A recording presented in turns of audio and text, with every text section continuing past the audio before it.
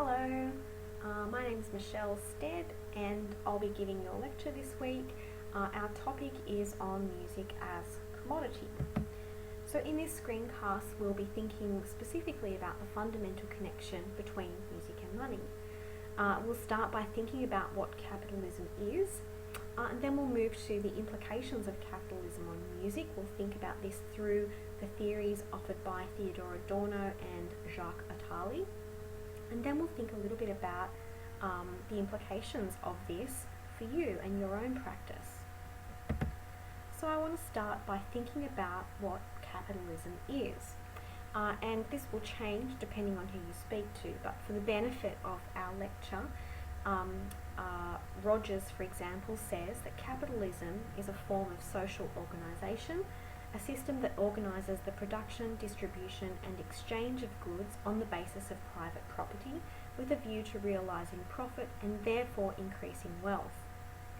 Another example comes from Bowles, who says that capitalism is a system for organising production which is based upon the institutions of private property and the market, and which relies upon the pursuit of private profit as its driving force. So, a little bit heavy, but we can see some relationship between the two definitions. But what can we understand from this? Well, firstly and importantly, this is the idea that capitalism is the prevailing system of social organisation. What does that mean? That means that in our society, capitalism is at the basis of our society. It's what holds our society together, and it forms a kind of social glue, if you like. It's sort of basic structure of our society, the building blocks, if you like. So some features of capitalism are that it's built on private ownership. Well, what does this mean, private ownership? What this means is that most of the companies in Australia, for example, are owned by private companies. And this occurs in opposition to, say, for example, in a socialist country where most of the companies are owned by the government. Okay? So under capitalism, capitalism is all about private ownership. And we see these kinds of debates that come up in relation to, say, the ABC, for example, the Australian Broadcasting Corporation, which, is responsible for a bunch of radio stations, news, TV channels, that sort of thing. We see this debate arise occasionally that the government wants to privatise the ABC. And what it means by that is it wants to sell off the ABC to a private company. And there's a whole bunch of reasons why, or reasons for and against, why you would do something like that. But that's separate to this lecture. So in that respect, capitalism is based on private ownership. The other idea of private ownership relates to the individual, especially during the Industrial Revolution, when items started to become mass-produced. We started to develop items that made it easier for people, for individuals, to produce and consume things in their own house. And music was one of these, right? So music used to be a public event. With the invention of things like recording, where we can mass produce records, people can take a record into their own home and they can listen to it in their own home. They don't need to be in a concert hall to hear an orchestra, for example. And this links actually to the next point, the idea of the focus on the individual. And this means that in a capitalist society, it's typically the individual who is valued over the group, okay? And the person that's valued, the individual that's valued, is typically the person that has more money. In relation to, say, for example, a socialist country, all of the industry is owned by the government. Well, not all of it, but a lot of it is owned by the government, and the government being a sort of metaphor for the society. Therefore, it's the people who own most of the industry, unlike in a capitalist society where I've already discussed the idea that it's about private ownership. The other point, another very important point about capitalism, is that profit functions as its driving force. And anyone who has ever worked for a large corporation, I have, will know that You get to the end of the financial year and you see the company's profits, and if those profits haven't grown from last year's profits, then that's very, very bad. So the idea is that it's not okay to have the same amount of profit each year. That profit has to grow exponentially each year.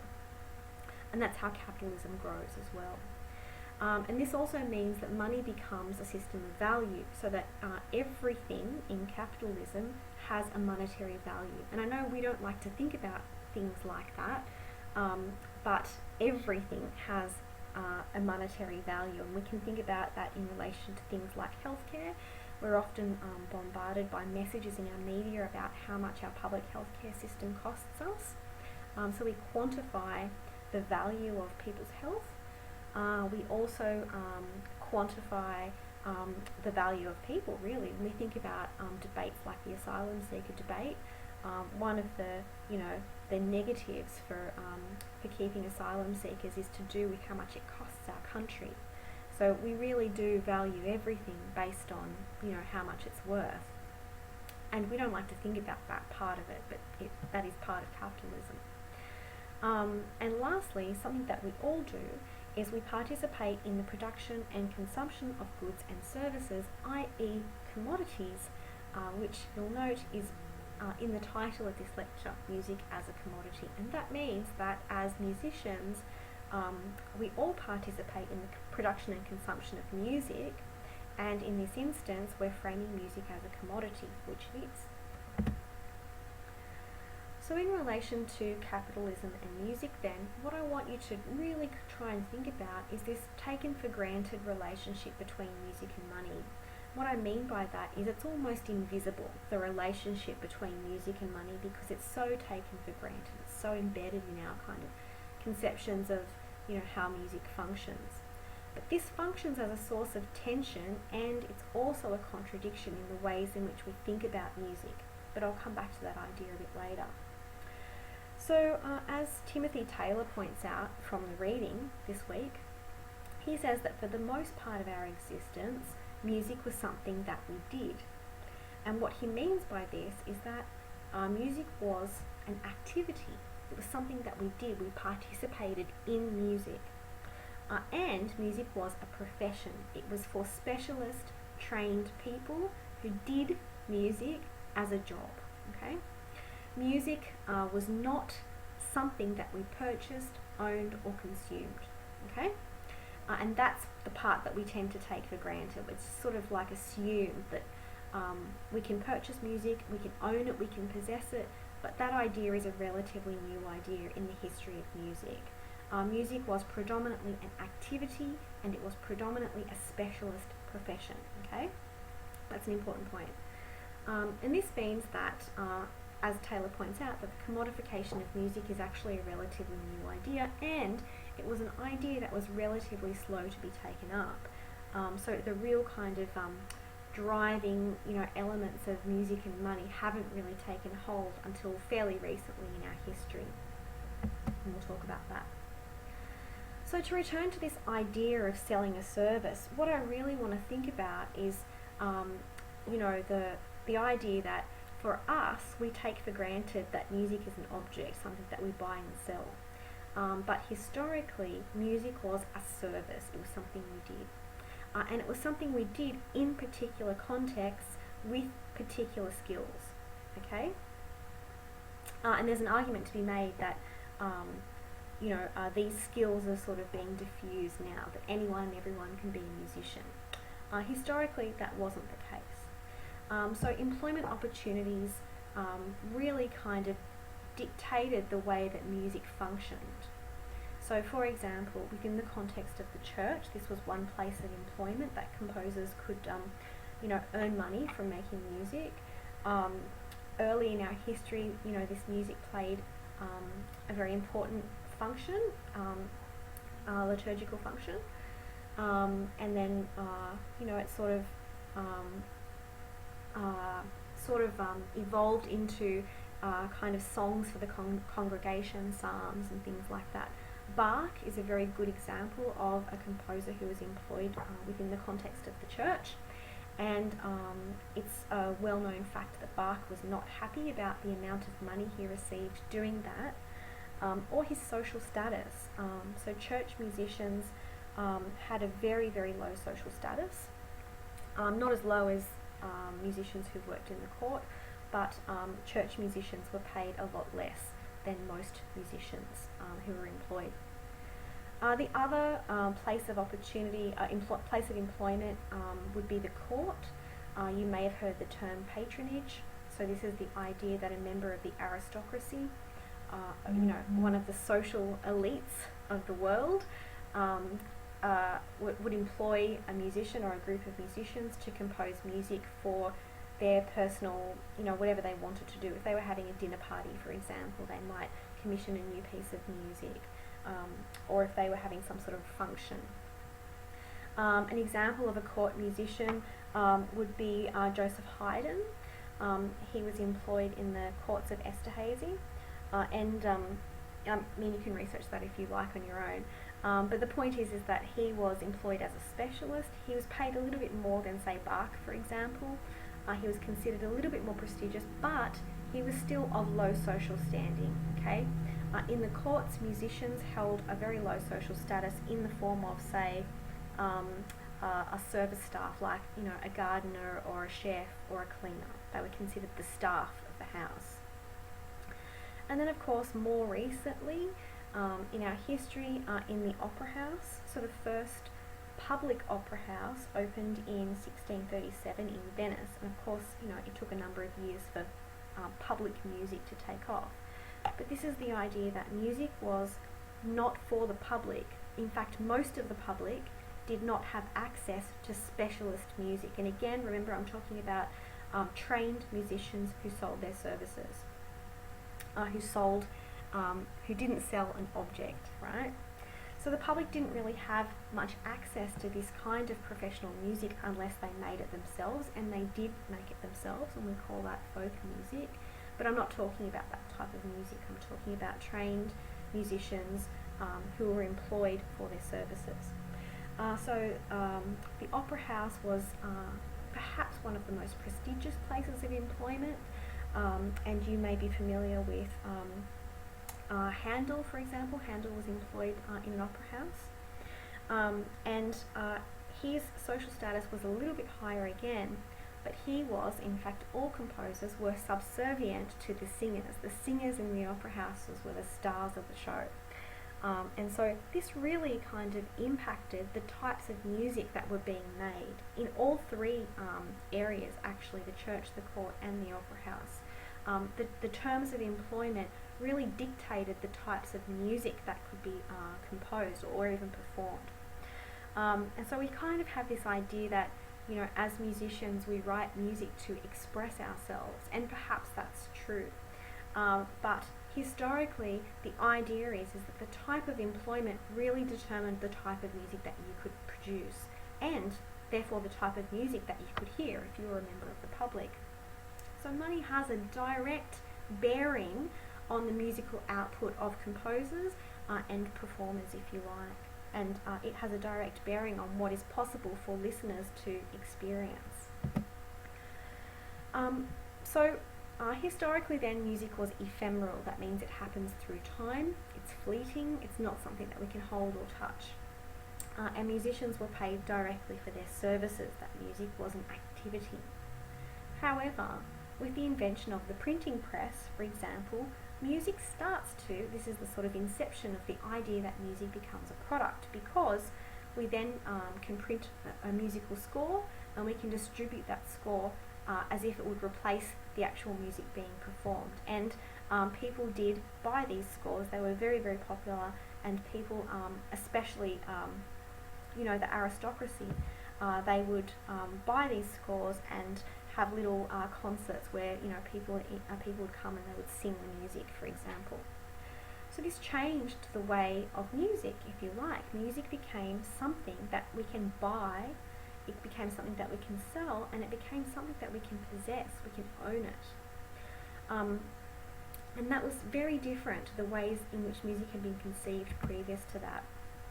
So a quote from Jacques Attali, he says, Music then did not emerge as a commodity until merchants, acting in the name of musicians, gained the power to control its production and sell its usage, and until a sufficiently large pool of customers for music developed outside the courts for which it had formerly reserved. So this is the idea that music didn't become a commodity until it was able to be copyrighted, okay, and Timothy Taylor touches on that in his reading as well. So this idea of copyright and the capacity to be able to buy and sell music had real repercussions for musicians, okay. Like I said, music enters into the public domain. Most people in the public weren't able to actually listen to professional music. This meant that musicians must now conform to the wants and needs of a paying audience, okay? Much like it is today in this respect. And again, that's something that we take for granted. But if the public are paying your wages, then you have to write music to please the public. So we kind of have this idea that music transcends the superficiality of commercialism, when in actual fact, no music does. All music must, in some respects, appeal to some form of, or conform to some sort of framework in terms of, a paying audience or a patron even, or the church, for example, depending on which context you're writing for. But this fundamentally changes music, right? So it changes the types of music that can be made, it changes the types of music that can be performed, it changes the types of music that can be listened to.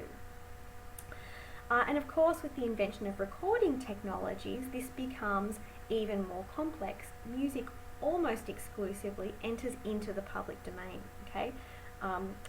It becomes the sort of thing that anybody can listen to, mostly anybody can listen to. And again, it changes the function of music, the sound of the music, and the value of the music. So music, once you can buy and sell music, good music then becomes valued according to how much money a particular song can make, for example.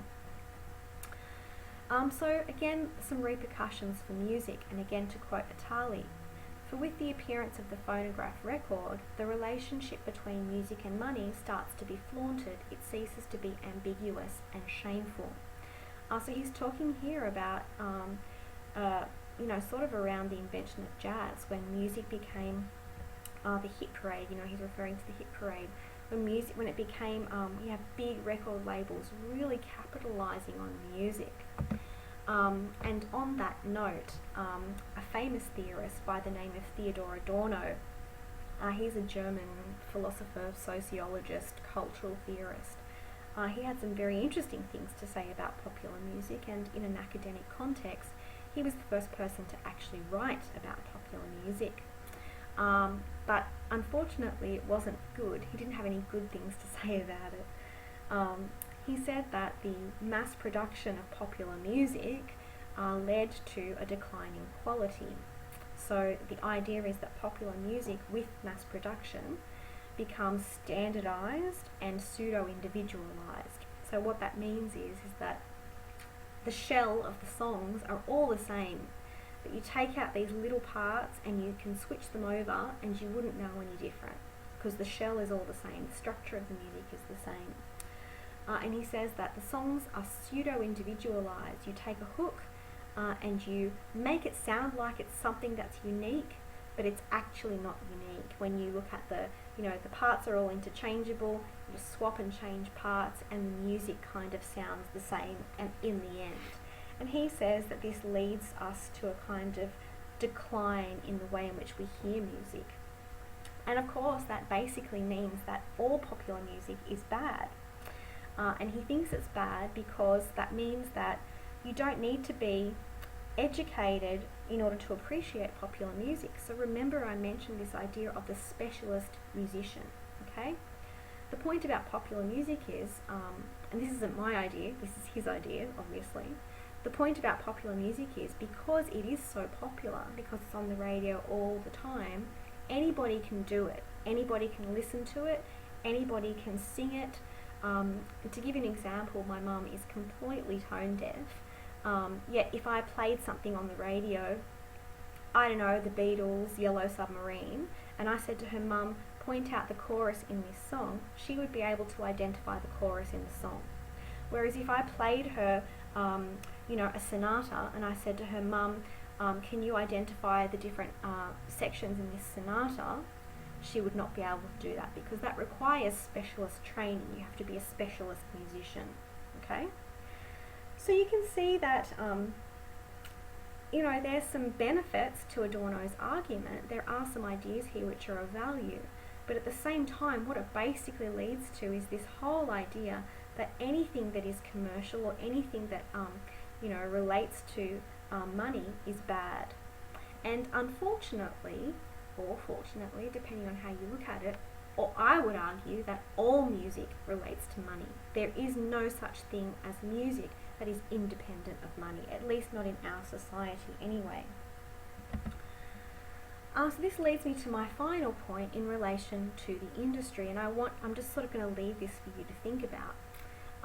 The music industry, in the same way as I've mentioned earlier, that the employment opportunities really shapes the types of music that can be made, performed and listened to, the music industry functions in the same way. It regulates the types of music that are popular.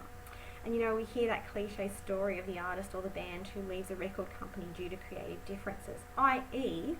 the band or artist wants to do something really creative, but the record company doesn't think it's a good idea because it might not sell records, right? So then we see the break off of these formation of indie labels, and you'll see the other reading, the reading on business, discusses this view. But like I said, this impacts the types of music that musicians can make and therefore sell, which then impacts the types of music that people listen to. So I really want you to think about that relationship for the tutorial exercise. So this is, I guess, the point about commercial music is that being commercial is frowned upon, according to Adorno, and that most musicians like to think that the function of their music transcends these kinds of superficial connections to money. But really, the point is that money has an intimate relationship with music in all aspects, and we can't escape that relationship, especially if we know about the music, if we've heard the music before, then it's almost a guarantee that music still controls some aspect of the creative output of that music. So I guess what I really want you to think about is to unpack some of these ideas about music and money, and I'll post some of my questions for you to think about, and we can have a bit of a discussion about those in the discussion boards. Thanks!